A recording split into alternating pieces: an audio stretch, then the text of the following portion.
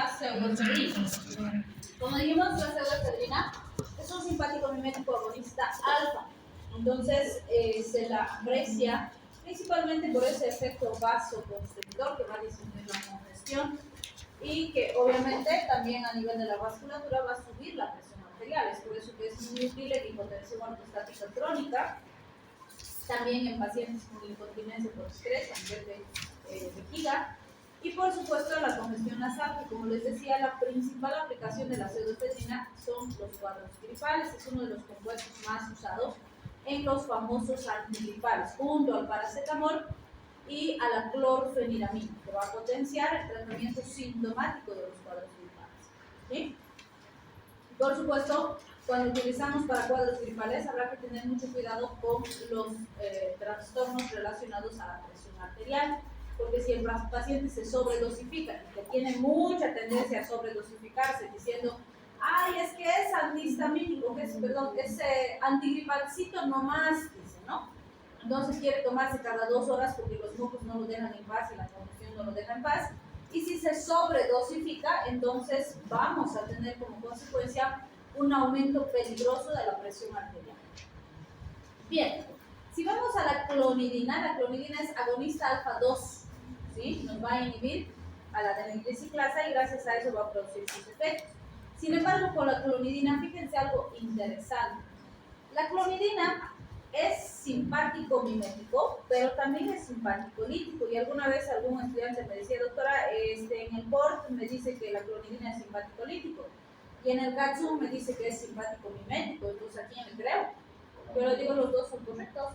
¿Por qué?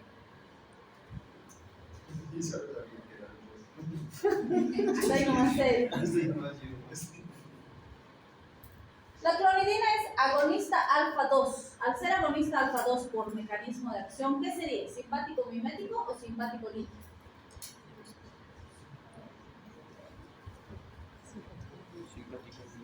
Simpático mimético, porque está estimulando los receptores alfa 2, ¿sí? Pero fíjense su efecto. Lo que hace es bajar la presión arterial, por eso es que se usa en hipertensión. Y si digo que baja la presión arterial, ¿qué sería ese efecto? ¿Simpático mimético o simpático lítico? Simpático lítico. Simpático lítico, ¿no es cierto? Entonces parece incoherente, ¿no es cierto? Pero ¿qué ocurre? Resulta que cuando le damos la clonidina al paciente, sí actúa en los receptores alfa 2 y eso produce vasoconstricción, que es lo esperado por la acción simpática, ¿no es cierto? Pero esa vasoconstricción se produce más rápido a nivel de los vasitos del sistema nervioso central. Entonces, como hay esa vasoconstricción, sube la presión a nivel de los vasos centrales y el cerebro capta esto como peligroso y dice, uy, hay vasoconstricción, va a subir la presión arterial. Entonces, lo que hace es mandar una señal para que se deje de liberar catecolaminas. Las catecolaminas son neurotransmisores de qué sistema? ¿Simpático o parasimpático? Simpático, ¿no es cierto? Entonces, si yo dejo de liberar catecolaminas, ¿cuál va a ser el efecto a nivel periférico? Sí, estoy dejando bolsas. ¿Vasodilatación? Broncoconstricción, vasodilatación. Vasodilatación, ¿sí? Entonces, la disminución de las catecolaminas a nivel periférico va a producir vasodilatación y eso va a generar disminución de la presión arterial. Entonces, el efecto final de la clonidina va a ser disminuir la presión arterial. Y es por eso que si veo el mecanismo de acción, digo, es simpático mimético. Pero si miro su efecto, es simpático lítico porque es contrario a lo que hace el sistema simpático. ¿Sí? Entonces, clonidina es un fármaco simpático mimético por mecanismo de acción y simpático lítico por efecto. Y como la razón por la cual usamos un fármaco es el efecto que produce, entonces, ¿cuándo uso? Cuando tengo pacientes con hipertensión y quiero bajar la presión arterial. ¿Sí? Pues no se vayan a confundir con la clonidina. También se ha utilizado clonidina en los bochornos. ¿Qué son los bochornos? Enrojecimiento. Sí hay enrojecimiento en el bochorno, pero ¿qué es el bochorno? Una sensación de calor. Ya, las pacientitas menopáusicas normalmente sienten bochornos, ¿no? De repente les empieza a hacer calor, se ponen coloradas, empiezan a tener diaforesis y se muevan completas. Entonces, suele pasar con frecuencia por esa desestabilización hormonal que tienen las pacientitas menopáusicas, ¿sí? Entonces se ha visto que este efecto de la clonidina puede regular o mejorar estos bochornos. Sin embargo, no en todas las pacientes funciona, porque como vamos a ver y siempre vamos a repetir, la menopausia como tal es absolutamente diferente en cada paciente. Hay pacientitas que vienen a la menopausia y les da pero síntomas molestos toda su vida, nunca desaparecen. Hay pacientitas que aparecen molestias y 1 o 2 años después se estabilizan. Y hay pacientitas que llegan a la menopausia y nunca presentan ninguna molestia, ninguna alteración significativa. Entonces, en cada caso es diferente. Y por eso es que también todas las alternativas terapéuticas que tenemos en las pacientitas menopáusicas, en algunas funcionan muy bien, en otras no funciona nada y en otras funcionan parcialmente. ¿Sí? Entonces puede ser una alternativa, pero en general pues es bastante variable. Bien, otro fármaco que vamos a ver es la ritodrina. ¿Qué hace la ritodrina? La ritodrina es un agonista beta 2, ¿sí? Y justamente por ser selectiva beta 2, nos interesa fundamentalmente su acción a nivel del útero, ¿sí? ¿Qué va a producir a nivel del útero? Relajación de la musculatura uterina. Y recuerden que cuando hemos visto el sistema simpático, hemos dicho el efecto alfa en el útero es contractor y el beta es relajante. Entonces, en este caso, por esa selectividad beta 2 es que nos interesa. ¿Qué va a pasar? O cuando me interesa relajar el útero, tenemos un cuadro que se llama amenaza de parto pretérmino. Como dice su nombre, esta se produce cuando una mamá que está gestando empieza trabajo de parto, cuando todavía no debe nacer ese bebé. Entonces la pregunta es, ¿en qué edad gestacional consideramos al bebé maduro, listo para nacer?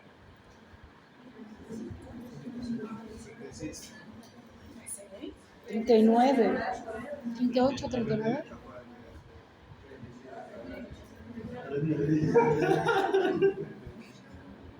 Hasta ahí tiene que llegar el bebé y está listo para nacer. 41 semanas, ¿sí? Esa es la edad gestacional óptima para que un bebé nazca, ¿sí? Evidentemente nos dicen, desde las 37 semanas ya es viable, es decir, ya tiene suficiente surfactante, sus pulmoncitos están maduros y si nace va a poder adaptarse al medio externo y va a respirar sin dificultad. Entonces decimos, ya puede nacer, ¿sí? Pero idealmente tiene que completar sus 41 semanas, ¿sí? No más de 41 semanas, porque más bien si completa, o bueno, ya llegado a las 41 y no nace, el bebé empieza a sufrir, ¿sí? Algunos piensan, no, que se quede nomás más grande va a nacer. Mentira. Decrece, pierde peso, se empieza a producir sufrimiento fetal, mala oxigenación cerebral, etcétera, porque la placentita ya empieza a envejecer, tiene microinfartos, se lesiona y ya no le da nutrientes ni oxígeno de calidad al bebé. Entonces, si a las 41 semanas no ha nacido, le vamos a inducir un parto a esa mamá para que nazca ese bebé, o lo vamos a sacar por cesárea, ¿sí? Pero, ¿qué pasaría si tengo una mamá, por ejemplo, que está con 32 semanitas de gestación y ha empezado a contraerse el útero y con una intensidad y una duración suficientes para generar un trabajo de parto? Entonces, en ese caso, yo tengo que evitar que ese bebé nazca porque le falta bastante, ¿no es cierto? Y si nace, va a nacer prematuro, no va a poder respirar, va a ser síndrome de membrana hialina, se nos va a complicar, lo vamos a tener que hospitalizar, entonces, complicado, ¿no es cierto? Entonces, en ese caso, es que utilizamos estos términos y decimos, hay una amenaza de parto pretérmino, que el bebecito no está listo para nacer y se está desencadenando el parto, ¿sí? Entonces, ¿qué tengo que hacer? Usar tocolíticos. Los tocolíticos son fármacos que hacen que el útero se relaje y evitan que se bebé nazca, ¿sí? Entonces, la ritodrina, ¿qué va a hacer? Va a actuar en los receptores beta, va a relajar el útero y no va a nacer ese bebé antes de tiempo. ¿Cuál es el punto? Como en muchos otros casos hemos dicho, tengo que investigar la causa. ¿Por qué se podría contraer un útero antes de tiempo? Preeclampsia. Hipertensión. Hipertensión puede ser, pero si hay una preeclampsia, eclampsia, en general la solución es interrupción del embarazo. Entonces, dependiendo de cómo está la mamá, vamos a determinar Directamente si evitamos o sacamos el bebé. Infección. Más comunes, infección. ¿Y son infecciones frecuentes en la gestación? ¿Las infecciones son comunes en la gestación? No. Como que no, absolutamente frecuentes, sobre todo las infecciones urinarias, súper comunes. Infecciones micóticas, súper comunes. ¿Sí? No se olviden que la gestación, hemos dicho, es una condición fisiológica que no es excluyente de otras enfermedades. La mamá embarazadita se puede enfermar de cualquier cosa. ¿Sí? Entonces es muy común que si esa mamá tiene infección urinaria o tiene una infeccióncita vaginal, el útero se empiece a contraer. ¿Y por qué se empezará a contraer el útero cuando hay una infección? Sería un acto de defensa, tal vez. ¿Cuál es el efecto de las... ¿Qué pasa con su fisiología? De verdad me preocupa. ¿Cuál es el efecto de las prostaglandinas en la musculatura uterina?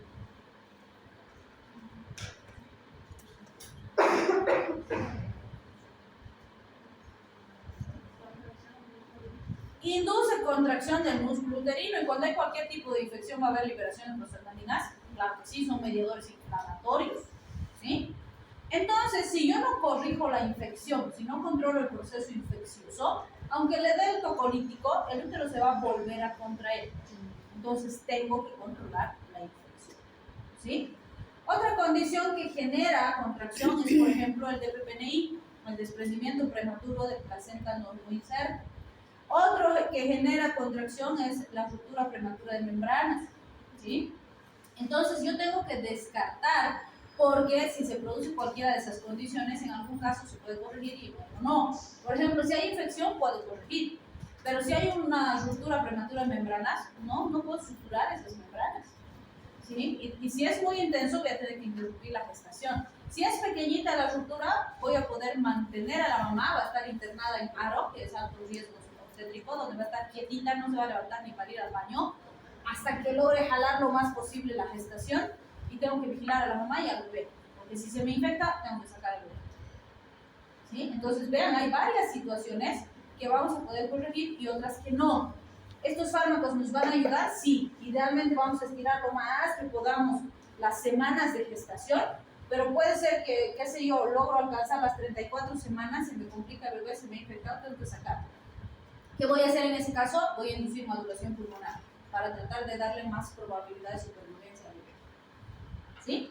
Entonces, vean, me ayudan estos fármacos, pero no me solucionan la causa. Siempre tengo que buscar la causa y ver qué puedo hacer.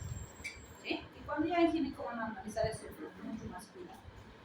Bien, entonces cuando uso ritodrina, inicio con 50 a 100 miligramos por minuto por vía intravenosa, y para mantenimiento le voy a dar de 150 a 350 miligramos por minuto.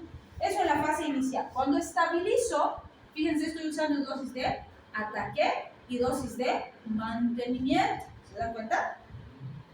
Una vez que está estable ahí, el uterito ya está más tranquilo, ya no se está contrayendo como loco, entonces puedo pasar a la vía oral. Y vía oral le voy a dar 10 miligramitos cada 2 horas, eso por un día, 24 horas. Y después voy a darle de 10 a 20 miligramitos cada 4, cada 6 horas. Si aquí está estable y he logrado controlar la causa del problema, la mamá se puede ir a casa con las recomendaciones de que tiene que reposar, no tiene que hacer esfuerzos, va a tomar su medicación y va a venir para sus controles. Vamos a hacer controles más seguidos, ¿sí? Pero si no he podido controlar la causa, por ejemplo, fuera una ruptura de membranas, se va a quedar en el hospital hasta terminar la gestación, ¿sí? Hasta que nazca el bebé. Entonces, dependerá de la causa, ¿sí? Hay una técnica que la hemos visto en bioquímica, no sé si se acuerdan, que se llama Henry Gowers. ¿Se acuerdan? La técnica de Henry Gowers, que en realidad me sirve y la utilizo antes de usar tocolíticos. Y si con esa logro solucionar el problema, no necesito darle tocolíticos a la paciente. Se me ha olvidado, ¿no? Cuando hemos visto hormonas, hemos hablado de Henry Gowers, porque La oxitocina tiene mucha relación con la hormona antidiurética. Ay, qué maldita. Doctor, ¿Qué es hipófisis, hipófisis? Acabo de decir inicio y mantenimiento. doctor, não estou com o nome. Não estou com o nome lá. ¿Qué? Vai no nome. ¿Tu nombre en la lista? Ah, caray, Não é? ya, ni modo. Y recién te has dado cuenta. Segundo. Ok. ¿No estará en el otro grupo? ¿Menino? Ah, ¿No estará en el otro grupo? ¿No te has eu fijado? estou no grupo. Yo me acuerdo que sí estás en la lista alguna vez que llamamos. ¿Dónde está la lista? Se viu, Breno.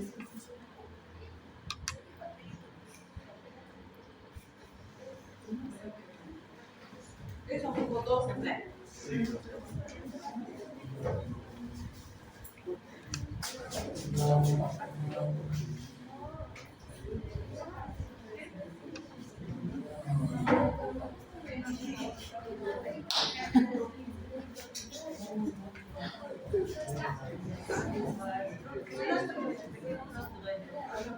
Bien, ¿ya están cansados? No, doctor, seguí, seguí. ¿Qué estábamos diciendo? Henry Gowers. Sí. ¿Cómo es Henry Gowers?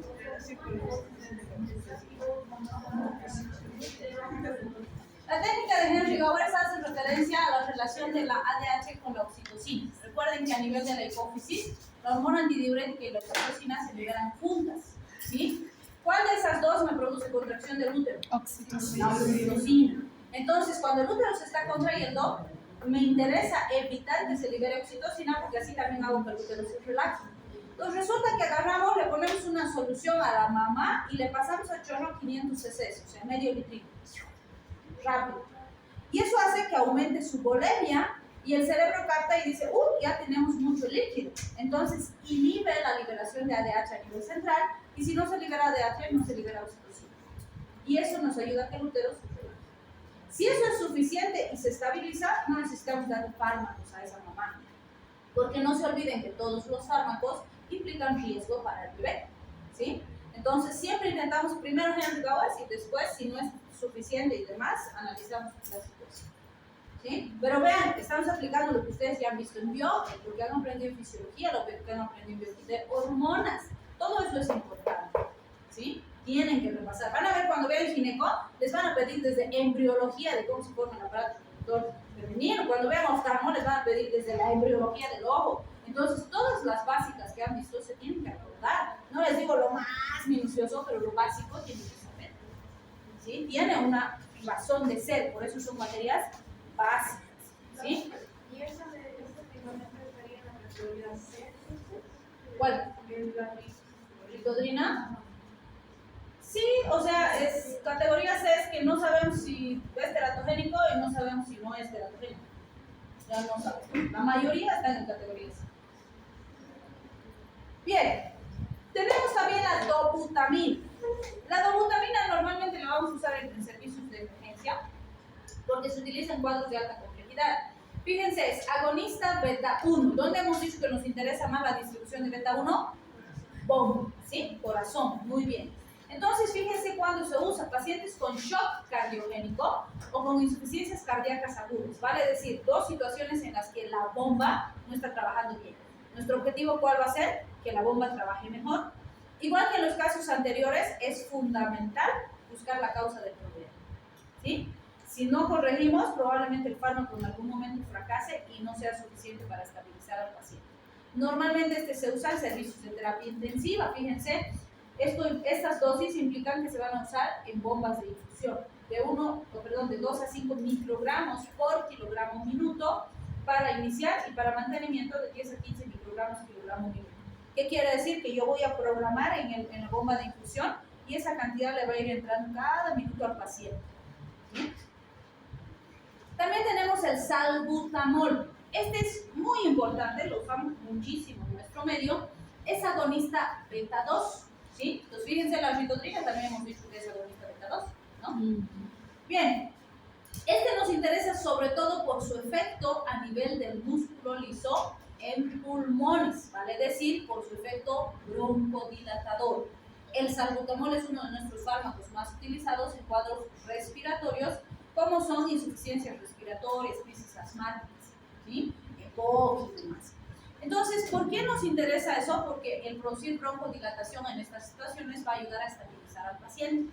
¿Se puede usar salbutamol en amenaza de parto pretérmino? Claro que sí, porque su efecto beta 2 va a ser el mismo que hemos descrito para la ritodrina. ¿Cuál es el punto? Para una amenaza de parto pretérmino no puedo usar vía oral o vía inhalatoria como uso en el paciente asmático. Tengo que usar en supositorio, ¿sí? Y el problema es que en nuestro medio salbutamol en supositorio no llega. Por esa razón nosotros no usamos salbutamol para amenazas de parto pretérmino y usamos ritodrina, que es la que tenemos a mano, ¿sí? En cambio, salbutamol usamos altísimo en cuadros respiratorios. Para eso tenemos gotas, tenemos jarabes, tenemos comprimidos, tenemos inhaladores a dosis medidas, que son los que hacemos el PAF, que usamos más, y también tenemos solución para nebulizar, ¿sí? En todas esas presentaciones se usa. La evidencia científica hasta hoy nos dice que la mejor vía de administración sigue siendo la inhalatoria, con los inhaladores a dosis medidas. ¿Por qué? Porque el fármaco llega más rápido donde necesitamos, que es la vía respiratoria. La distribución del fármaco a nivel sistémico es mínima y es lenta, lo cual hace que exista menos efectos adversos y si aparecen son de menor intensidad. Por eso sigue siendo la mejor vía. ¿Cuál es el punto? No en todos los pacientes puedo utilizar, ¿sí? Por ejemplo, digamos que tengo un pacientito de 2 añitos. ¿Creen que me va a entender cómo tiene que fijar la boquillita, que cuando hago el disparo del PAF tiene que inspirar, mantener una apnea inspiratoria por unos segundos? No me va a entender cómo usar. Entonces, en ese pacientito, aunque sea la mejor vía, para ese pacientito no me sirve. Entonces, para él no va a ser la mejor vía. Tendré que usar el jarabito, por ejemplo, que va a poder tomar mejor mi pacientito, aunque los efectos adversos y las complicaciones sean mayores, ¿sí? Riesgo-beneficio, ¿sí? Bien, en los inhaladores a dosis medidas se recomienda 2 PAF, que puedo darle cada 4 a 6 horas, pero dependerá de la intensidad. Puedo usar desde un PAF hasta 8 PAF. En las situaciones de emergencias, por ejemplo, en las crisis asmáticas, se puede dar hasta 8 PAF cada 20 minutos, hasta por 4 ciclos para estabilizar la crisis. Pero eso es solamente en situaciones de crisis. También puede ser que le dé solamente PRN, es decir, lo controlo con otros fármacos que me lo mantienen estable y cuando está iniciando crisis, sus 2 PAF y ya está, ¿sí? O puedo darle una vez al día o 2 veces al día, combinado con otros fármacos, depende de cada paciente, ¿sí? En el adulto, cuando usamos los jarabes o los comprimidos, se recomienda de 2 a 4 miligramos cada 6 a 8 y en niños de 1 a 2 miligramos cada 6 a 8. Pero en todos los casos siempre se debe individualizar las dosis en base al paciente, no en base al fármaco, ¿sí? Bien, tenemos también el fenoldopam. Este es agonista dopa 1. Normalmente los fármacos que actúan sistema dopaminérgico se usan más a nivel intrahospitalario y sobre todo en servicios de terapia intensiva. Entonces, en este caso nos va a relajar el músculo liso vascular, se usa en hipertensión, pero requiere titulaciones constantes de las concentraciones plasmáticas, por eso es de uso hospitalario, ¿sí? La bromocriptina es agonista dopa 2. Esto es bien interesante porque fíjense, este es uno de los tratamientos que se puede utilizar en pacientes con Parkinson, donde hemos dicho que el problema en Parkinson es la deficiencia dopaminérgica, ¿sí? Obviamente esta dosis que decimos de 2.5 a 5 miligramos cada 12 horas por 14 días no son para Parkinson, porque un paciente con Parkinson no va a estar bien en 14 días, sino que su enfermedad es crónica. Ese intervalo de 14 días estará destinado a pacientes con hiperprolactinemia, pero en todos los casos hay que investigar la causa de la hiperprolactinemia. ¿Qué presentaría un paciente que tiene hiperprolactinemia? Ya se van a ingurgitar las mamas y va a empezar a producir leche. ¿Un paciente masculino podrá tener hiperprolactinemia? Sí. Claro, por supuesto. ¿Y una paciente femenina que nunca ha dado de lactar y que no tiene bobitas? También. También. Entonces, fíjense, en ese tipo de situaciones podemos ayudar con estos tratamientos. Pero, por supuesto, siempre nos tenemos que preguntar porque este paciente tiene hipoprolactinemia, ¿sí? Hay que buscar la causa, porque puede haber un tumorcito por ahí, puede haber alguna alteración endocrina, y si no la controlamos, esto va a persistir. Esto es solo la manifestación de algún problema de base, ¿sí? Ahora, ¿será que puedo tener una mamá que ha tenido un bebecito en la que quiero suprimir la lactancia? No quiero que produzca prolactina, porque no quiero que produzca leche. ¿Por qué? ¿En qué caso? Correcto. Pacientes VIH de torcida, voy a dar. ¿Quién ha dicho? VIH. ¿Por qué? ¿Una paciente VIH positiva puede dar de lactar? No, está absolutamente contraindicada la lactancia. ¿Y esa leche le sirve a alguien más? Nadie. ¿Sí? En cambio, si fuera una mamá, por ejemplo, que ha tenido un orquinato, ha tenido una gestación y el bebecito ha nacido muerto y está produciendo mucha leche, ¿esa leche puede donar a un banco de leche, por ejemplo? Puede. ¿Sí? Si quiere hacerlo, puede hacerlo. Si no, podemos suprimir también. ¿Sí? Si es muy traumático para la leche. Pero si es VIH positiva, no, esa leche no sirve. Entonces, no puedo dejar que se siga produciendo leche porque van a ver que en las mamás embarazaditas, o bueno, post embarazo que están dando de lactar, se les ingurgitan las mamas, se ponen duras, les duele, se pueden producir abscesos, entonces esa leche no puede estar ahí, ¿sí? Entonces, si no voy a usar la leche, tengo que evitar que se produzca, y para eso voy a utilizar eso, ¿sí? Bien, y por supuesto en enfermedad de Parkinson para hacer tratamientos prolongados y que normalmente no se interrumpen. Es una alternativa, el tratamiento de primera elección sigue siendo la L-Dopa, ¿sí? Pero si por alguna razón no puedo usar L-Dopa o apareció el efecto on-off que hemos descrito antes, entonces sí me puede servir la L-Dopa. ¿Sí? Bien, otro fármaco que vamos a ver es la dopamina. Y cuando hablamos de dopamina, la dopamina, fíjense, va a actuar en receptores DOPA, en receptores beta, de forma directa, como agonista. En receptores alfa puede actuar de forma indirecta y también puede estimular liberación de noradrenalina, produciendo estimulación simpática en otras estructuras. Entonces, resulta que la dopamina, dependiendo las dosis que utilicemos, puede tener efectos diferentes. No que sea el único efecto que va a producir, sino que predomina un efecto sobre los otros, ¿sí? Entonces, fíjense, por ejemplo, si uso las dosis más bajitas, de 0.5 a 2 microgramos por kilogramo minuto, aparece el efecto DOPA. ¿Qué pasa cuando predomina el efecto DOPA? Tengo vasodilatación, sobre todo a nivel esplástico y a nivel renal, que son sitios donde esa mantención del flujo es un efecto protector. Entonces me va a mantener el flujo renal, el gasto urinario y la excreción de sodio. En situaciones donde tengo riesgo de falla renal por hipoperfusión, este efecto es muy deseado, porque va a proteger al riñón, ¿sí? Si aumento las dosis entre 2 a 5 microgramos por kilogramo minuto, aparece el efecto beta. ¿Qué pasa con el efecto beta? Va a predominar el efecto sobre la bomba. Entonces lo que espero es que suba el gasto cardíaco con poco efecto a nivel periférico. Entre comillas, no debería afectarse significativamente la presión y la resistencia vascular periférica. Principalmente trabajamos en bomba, ¿sí? Pero no es correcto decir que no va a haber nada de efecto en estas otras localizaciones. Va a haber, pero va a predominar la acción sobre la bomba, ¿sí? Si subo más las dosis a 10 microgramos por kilogramo minuto, empieza a predominar el efecto alfa, es decir, que más que el efecto en la bomba, empieza a predominar el efecto en los vasos sanguíneos.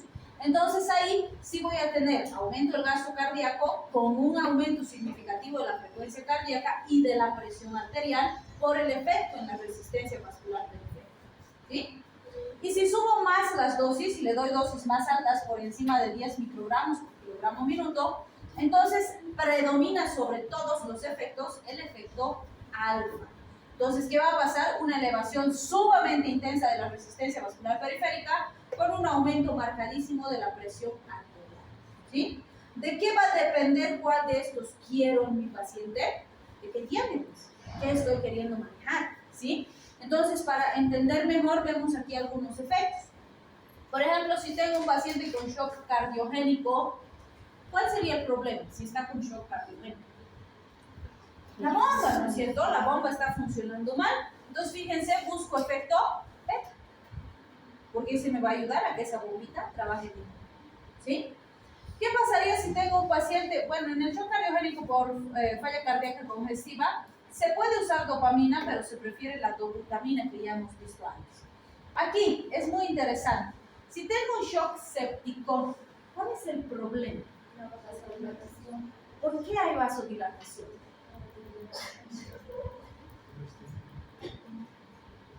Ya por un lado hay liberación de histamina, pero recuerden que también hay liberadores o mediadores inflamatorios, ¿no? Todos los vasos están así todos flácidos, ¿no? Por el proceso inflamatorio y por la infección. Entonces, fíjense, para eso me va a servir el efecto alfa. Sí, parcialmente. Me va a ayudar a mejorar el tono de los vasos y que eso suba la presión, porque si está así todo relajado el vaso, la presión la hace. Así se va.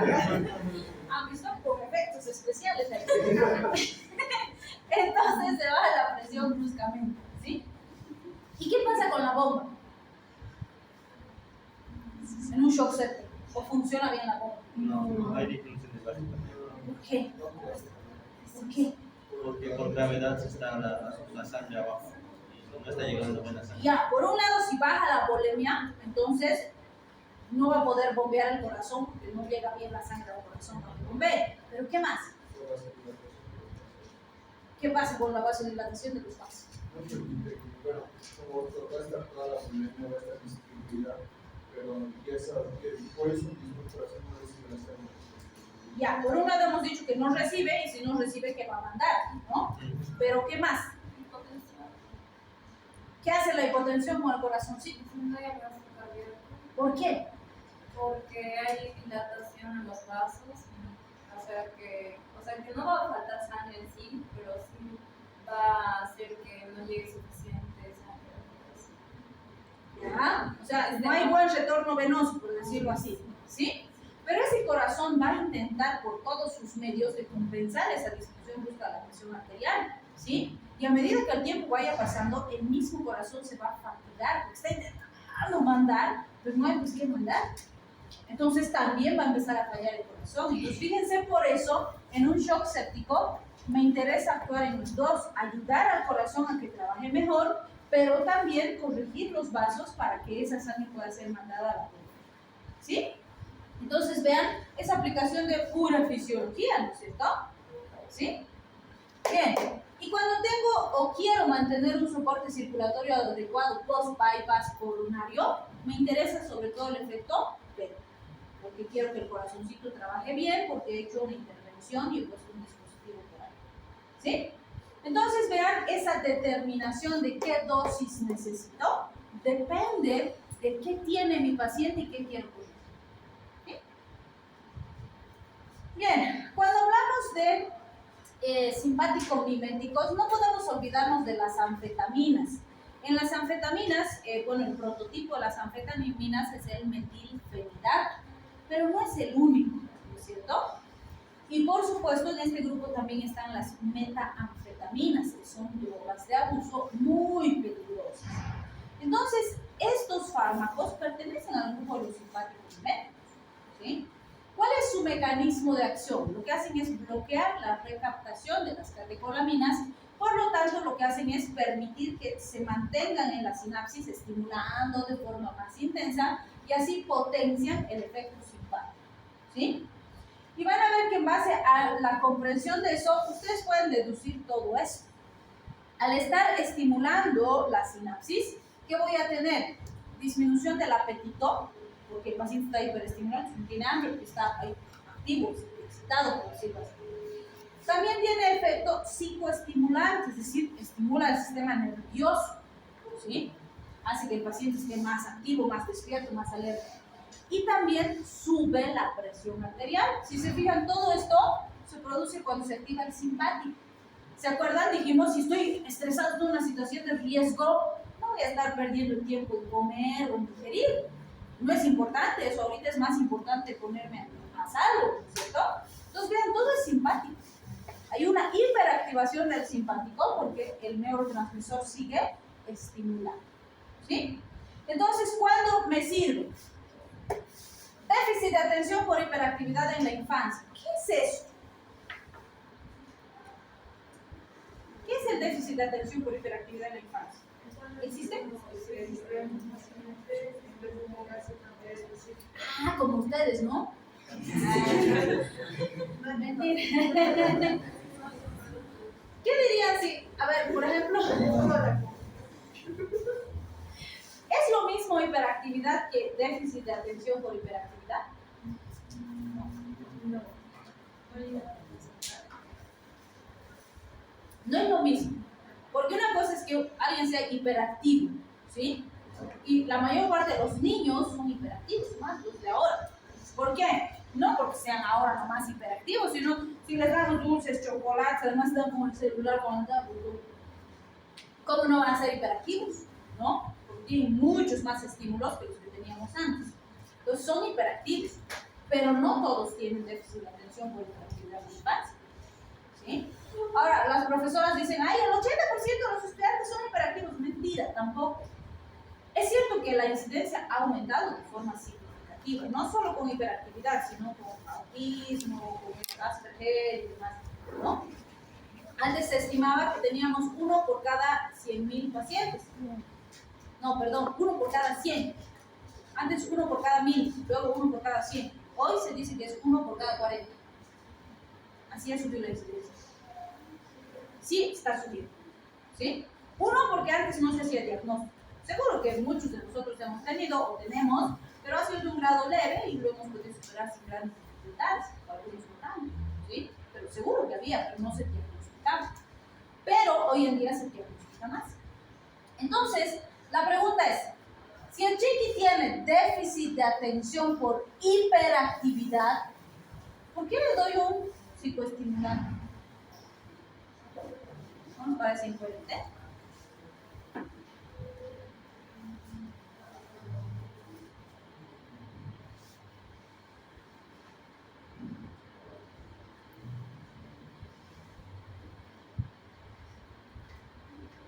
¿Por qué le damos una sustancia psicoestimulante? Los pacientitos, perdón, Para calmar esa hiperactividad, que es más grueso que el general, ¿no? pero si es hiperactivo y le doy un psicoestimulante, ¿no va a estar más hiperactivo?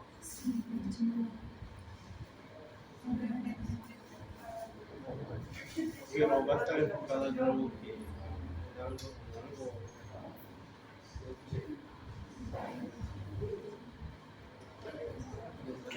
Resulta, como les estaba por decir, que estos pacientitos no aprenden, no por la hiperactividad, sino por el déficit de atención que es consecuencia de esa hiperactividad, ¿sí? Porque ¿qué necesitamos hacer para aprender? Lograr atender y concentrarnos en una cosa específica, ¿sí?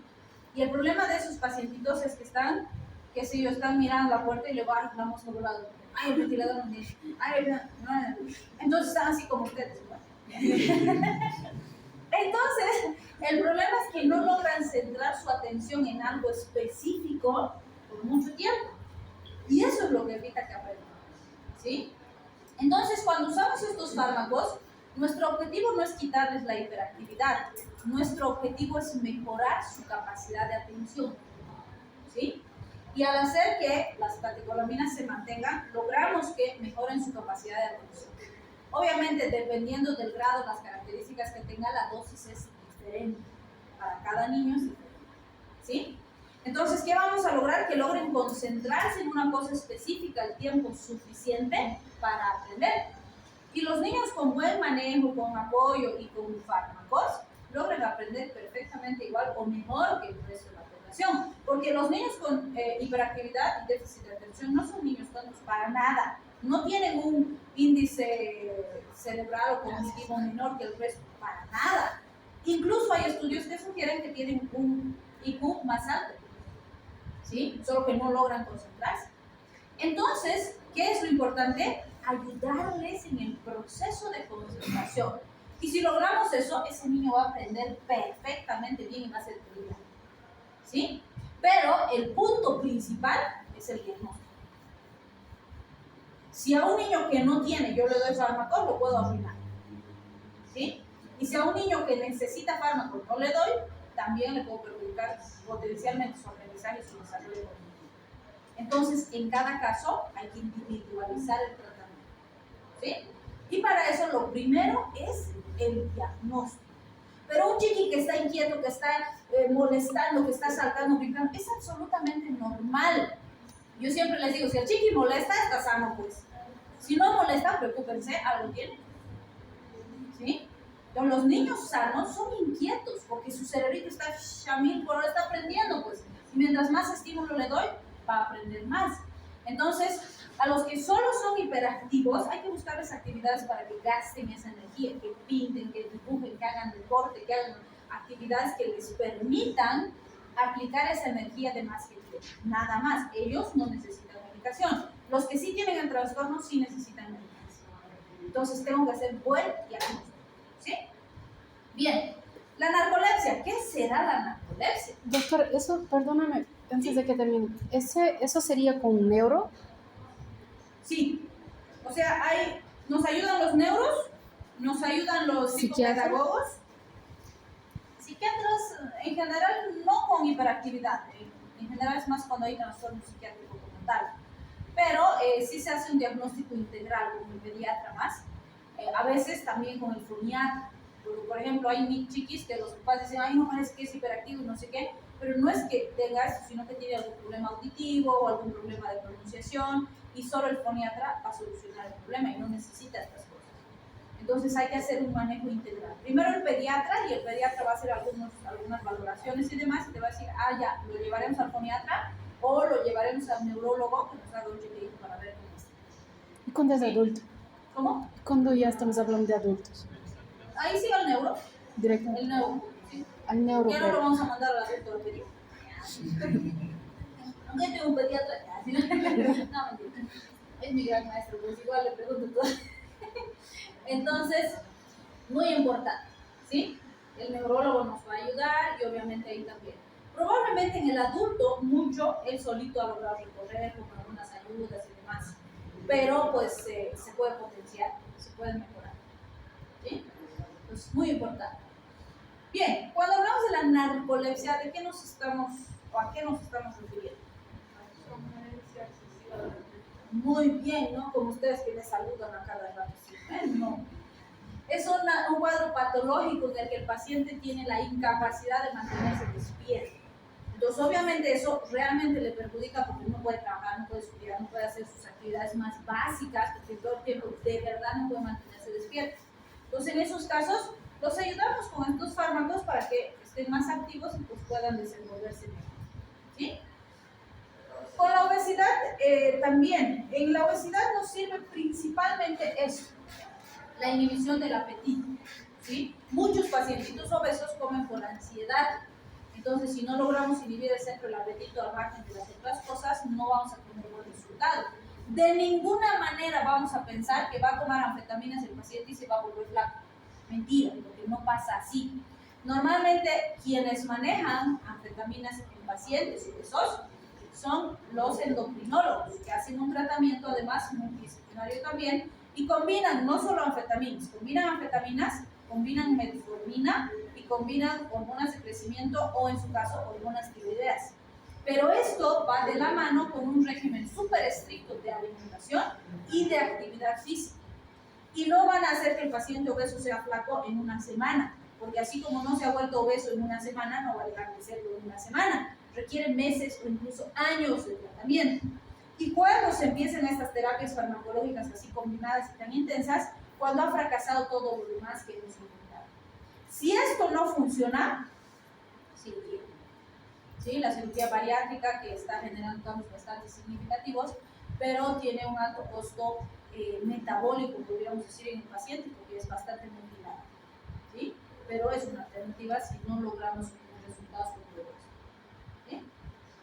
Bien, y la apatía, otra vez, no es ese nuestro compañero antipático que no nos saluda. Una apatía patológica en la que realmente el paciente no interacciona, no se conecta al entorno, no no quiere comer, no quiere trabajar, no quiere vivir, no quiere hacer nada, está todo apático, patológicamente, entonces estimulamos un poco para tratar de que se integre, se conecte, que salga de esa situación, ¿sí? Obviamente en todos estos casos, que es importante tratar de identificar causa, y causa, ¿por qué está haciendo así? ¿Qué problema de base hay? Ahí sí nos van a ayudar los psicólogos, los psiquiatras, para tratar de hacer un manejo integral del paciente, ¿sí? Bien, y este famoso modafinilo, más conocido como Resotil. ¿Me suena? ¿No han tomado nunca jamás? Ay, qué peligroso. Pero nunca he escuchado. El Resotil está siendo abusado desde hace ya varios años, sobre todo por estudiantes de medicina. En sus épocas de exámenes, para no dormir. ¿Sí? Porque es psicoestimulante. Entonces, toma y...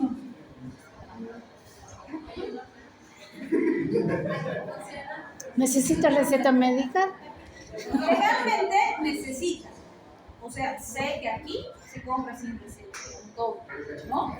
Yo les digo la experiencia que tengo, o sea, por eso siempre les pregunto, porque me interesa, quisiera hacer una investigación al respecto, pero estoy pensando cómo enfocar. ¿Por qué? Tengo estudiantes que me han dicho que han tomado, de hecho, tengo colegas también que han tomado, para hacer la prueba. La información que me han dado es que realmente te mantiene despierto. O sea, como es psicoestimulante, estás así como boom, ¿no? Pero ¿cuál es el punto? La mayoría de los que se toman antes de su examen están así. Pero llega un momento en el que estudian y ya no sienten nada. Por decir, están leyendo, ¿no? El ojo en la puerta se cerró. Y el ojo, ay, el perro ladrando. Entonces su cerebro empieza a divagar, por decirlo así, ¿no? O lee, y luego, ¿no? Y otra vez, están despiertos, se desesperan porque no pueden dormir, total no puedes dormir, pero ya no les entra nada, ¿no? Ya se bloquea, llegan así a saturarse, ¿no? Y no pueden estudiar más.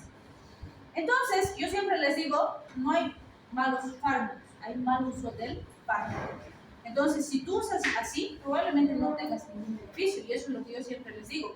Si realmente te serviría para aprender más, ¿por qué no? Pero si solamente te permite mantenerte despierto para dar un examen, regurgitar en tu examen y después se te olvida todo, no vale la pena. Te estás exponiendo a riesgo significativo, porque es derivado de anfetaminas. No es anfetamina como tal, pero es primo hermano de. Pues tiene riesgos, ¿sí? Es desencadenante, igual que todos estos, pueden hacer que debutes con trastornos psiquiátricos que nunca ibas a debutar, pero vas a tomar fármaco y se desenmascara. ¿Sí? Por decir, tenías esquizofrenia en tus genes, pero nunca ibas a debutar. Tomaste y ¡pluf! Apareció. Y no va a ser invisible.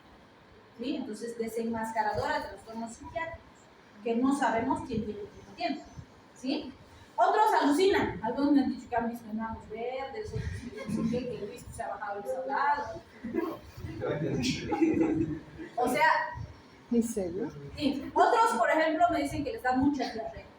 Les van a pegar una diarrea así de aquellas y vienen el sobre así todo. Entonces, otra cosa que yo siempre les digo es, si vas a probar algo, no pues un día antes del examen. Y si te pones mal, peor, das tu examen hecho pomada, y aunque sepas cualquier soncera respondes, ¿no? Entonces, primero tienes que saber cómo reacciona tu organismo al par. Tengo otro grupo de estudiantes que han usado, pero en dosis menores. Un grupo ha usado la cuarta parte y otro grupo ha usado la mitad. Y les ha ido bastante bien. O sea, por ejemplo, tengo una estudiante que, ha venido a hablar conmigo por los efectos adversos para saber un poquito más. Ella trabaja y estudia. Y con su trabajo en la universidad, entonces tiene beca. Entonces no puede dejar de trabajar. Y no le alcanzan las horas, pues. Entonces, ¿qué hace? Me dice, quiero tomar, por la mitad me ha sentado muy mal, con el estómago y más. Cuarta parte. Entonces ha probado con cuarta parte, por decirles, estudiaba 10, 11 de la noche, se sentía cansada, su cuarta tabletita. Lograba estudiar 2, 4 horas más, bien, dormía bien, se despertaba tranquila, hacía sus actividades, entonces ganaba horas de estudio. En los primeros parciales le ha ido súper bien. Segundos parciales ya ha sentido la fatiga, ¿no? Y no es una estudiante que estudia a última hora, estudia todos los días. Entonces, esa es la parte que hay que analizar. Como yo les decía, y ella nunca tomaba antes del examen. Tomaba en el proceso previo de preparación. Lo estamos viendo cómo va respondiendo, pero obviamente hay que manejarlo con mucho cuidado y con vigilancia. ¿Sí? Entonces necesitaríamos hacer estudio en un grupo mayor para ver si realmente el rendimiento académico es diferente. Ella, antes de tomar, era buena estudiante, sí retiene, sí se acuerda y demás. Con el fármaco está logrando estudiar más horas, sigue reteniendo. Pero hay que ver si realmente alguien que no es muy buen estudiante le ayuda a retener mejor, valdría la pena. Pero si solamente hace que estés más horas despierto, es mejor organizarte mejor para estudiar las horas que necesitas sin exponerte a riesgo con fármacos. ¿Sí? Entonces hay que tener mucho cuidado. Pero como les digo, muchos, por ejemplo, a veces me llaman y me dicen, "No, estoy con taquicardia, me he tomado 2 risotiles, pero me está queriendo dar sueño y el examen es en 1 hora, y si me tomo uno más me pasará algo". Sí, te puedes morir. Entonces, tienen que usar con mucho cuidado, con mucho criterio. Son fármacos, son simpáticos miméticos, son peligrosos. ¿Sí? Pues a ver, tomate tu presión, siente a veces que el corazón se te quiere salir por la boca y demás, pues, se ven dos. Entonces hay que tener cuidado. ¿Sí?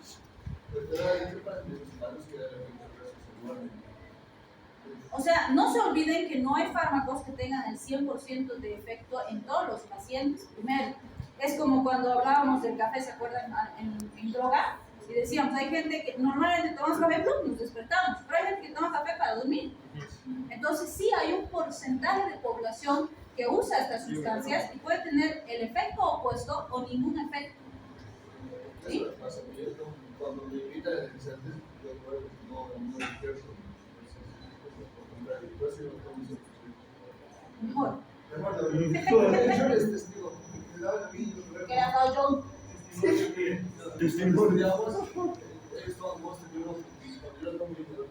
Y con el Monster, mucho cuidado con razón, ¿no? Si vende cafeína es muy cuidado.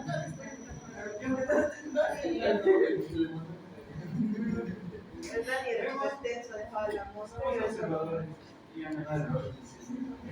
Entonces, lo mejor es organizarse con tiempo. Como les digo, si es sistemático, agarramos ese ritmo y no necesitamos hacer este tipo de cosas. Obviamente, si estudiamos a última hora, el tiempo nunca nos alcanza. Entonces, recurrimos a cosas que son peligrosas. Bien, la cocaína de ninguna manera le vamos a prescribir al paciente, no es fármaco, es droga de abuso, pero la tenemos que ver porque también es simpático mimético, ¿sí? Entonces, ¿qué hace? Igual que las anfetaminas, evita la recaptación de neurotransmisores y por eso produce psicoestimulación. Independientemente de la vía fumada, inhalada, inyectada, produce activación de los centros del placer. Por eso el paciente siente euforia, una sensación de gratificación, de placer, etc. y quiere volver a consumir. Es una droga fuerte, se considera ya de drogas mayores, es muy adictiva y es muy destructiva. ¿Sí? Entonces, siempre les decimos mucho cuidado. Y sí tenemos alto consumo de cocaína en nuestro medio. ¿Sí? Hay alto tráfico, estos últimos años ha aumentado altísimo el tráfico y el consumo, y en gente pobre. ¿Sí? Entonces, mucho cuidado. Como siempre les digo, si consumen, no se metan con cocaína. No se metan con cocaína, es bien difícil de dejar. Y es bien destructivo.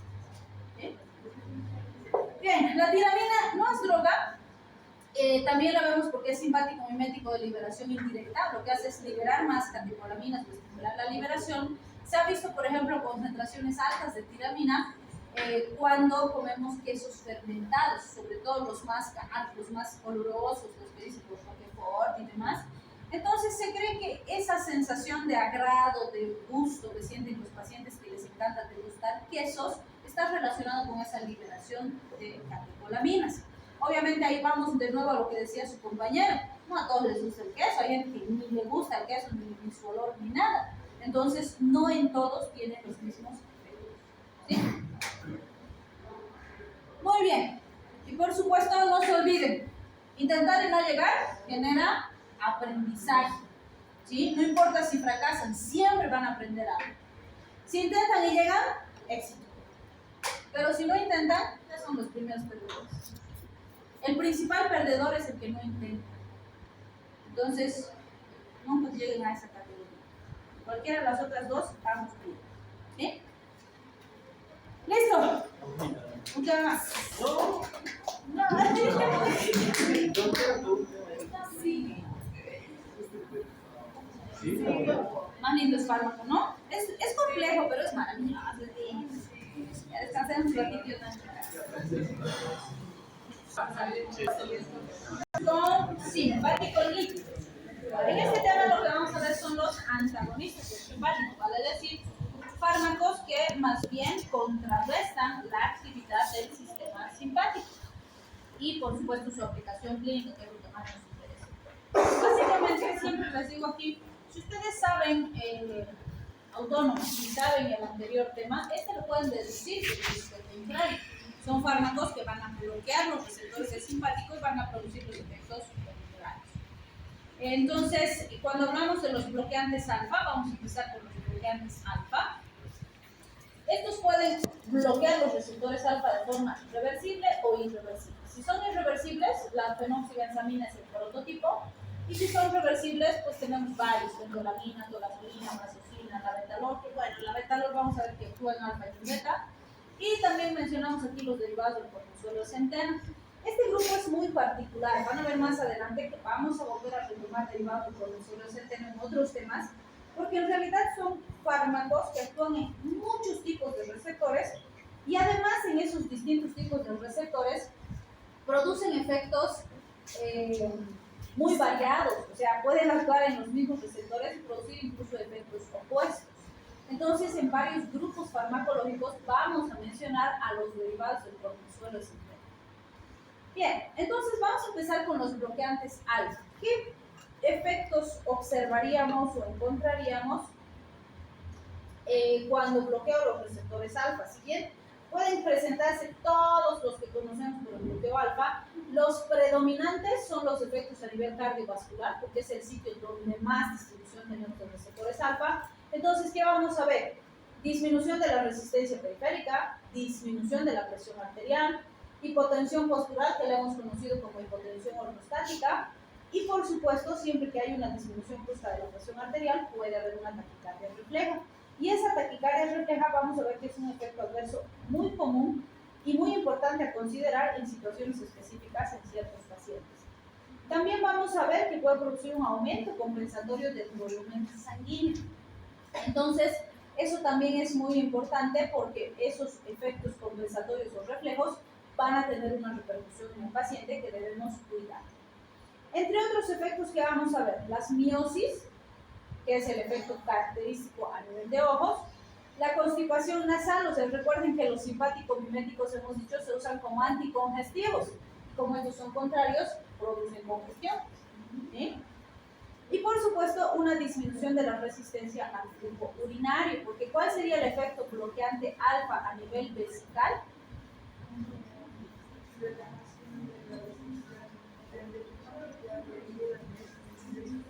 Contracción del detrusor, antialcohólico. Si el simpático hace que mejore la continencia, ¿estos qué van a favorecer? La evacuación. Y si favorecen la evacuación, ¿cuáles serán sus efectos? Contracción del detrusor y relajación de los esfínteres. ¿Sí? Vean que vamos a seguir aplicando autónomo en estos 4 temas. ¿Sí? Bien. Entonces vamos a empezar con la fenoxibenzamina, que hemos dicho que es un bloqueante alfa de acción irreversible. Entonces, ¿qué va a hacer? Se va a unir a los receptores alfa 1 y alfa 2 de forma irreversible. Al unirse a los dos subtipos de receptores, es decir, alfa 1 y alfa 2 juntos, su efecto es sumamente potente y eso hace que tengamos unas respuestas refleja bastante intensas. Entonces, ¿qué va a producir? Disminución brusca de la presión arterial y eso nos va a producir una taquicardia refleja con aumento de la frecuencia cardíaca. Entonces, normalmente vamos a utilizar en situaciones donde nuestro objetivo es bajar la presión arterial. Ahí mencionamos pacientes con feocromocitoma. ¿Qué han aprendido que es el feocromocitoma?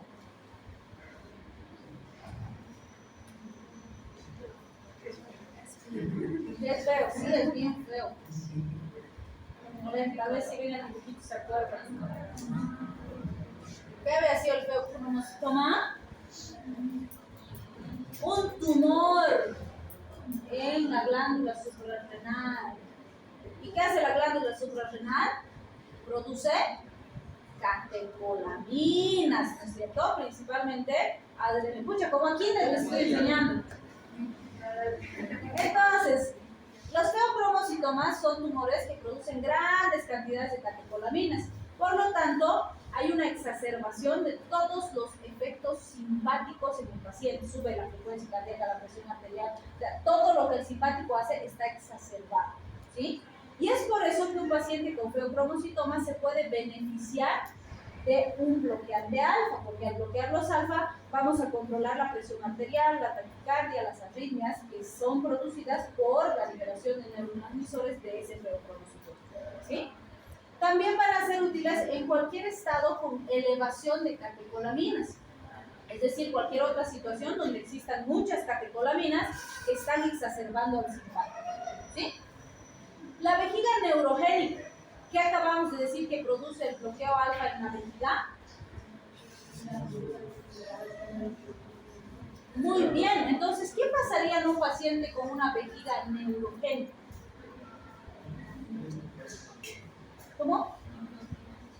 Incontinencia. ¿Y entonces para qué hacemos que orine? ¿Para que tenga más incontinencia?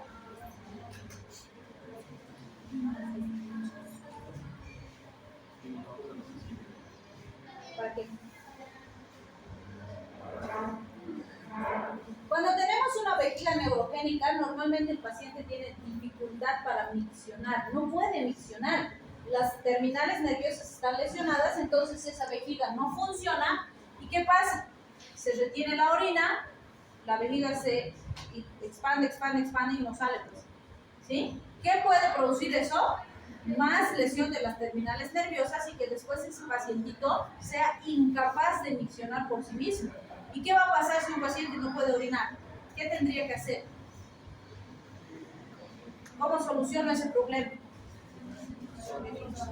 Le voy a poner una sonda Foley a permanencia. ¿Han visto que hay pacientitos que viven todos los días de su vida con una sonda Foley y su bolsa colectora de orina? Y así van a trabajar, así van al médico, así van al mercado, así van a todos lados. ¿Se imaginan o a ver, pónganse a pensar si sería cómodo para ustedes venir a pasar clases con su bolsa colectora de orina y estar con su sonda ahí a permanencia 24/7? Es terriblemente incómodo para el pacientito. Y además es un foco de infección porque por la sonda pueden entrar microorganismos, se obstruye la sonda, cada cierto tiempo hay que cambiar, se generan fibrosis, o sea, es complejo. Y el origen de eso puede ser una vejiga neurogénica, que no hemos encontrado a tiempo, que no la hemos ayudado y se ha terminado de lesionar las terminales nerviosas, ¿sí? Entonces, en esos casos podemos ayudar, porque ¿qué va a hacer el fármaco? Va a hacer que se contraiga el musculito y que se relaje el esfínter para que esa vejiga pueda evacuar más fácilmente. Si logramos corregir esto, el pacientito no va a necesitar la sonda Foley ni su bolsa colectora de orina, ¿sí?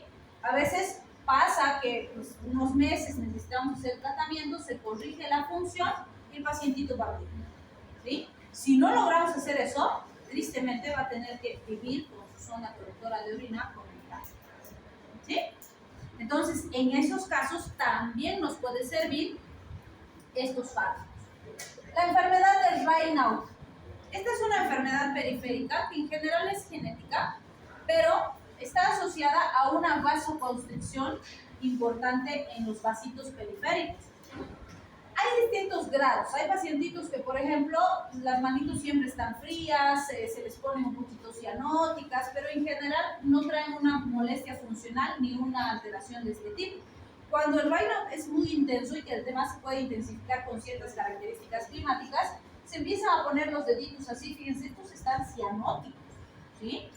Estos están pálidos, o sea, aquí no está llegando sangre, y eso es porque hay vasoespasmo, ¿sí?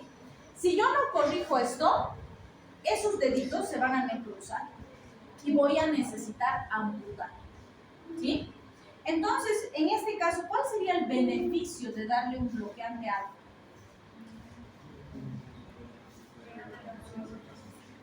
Vasodilatación, ¿sí? Porque voy a conseguir que los vasitos se abran más, eso va a hacer que llegue mejor la sangre a la periferia y no se produzca lesión y no necesite amputar los dedos, ¿sí? Entonces, vean, es pura aplicación aplicación de la fisiología.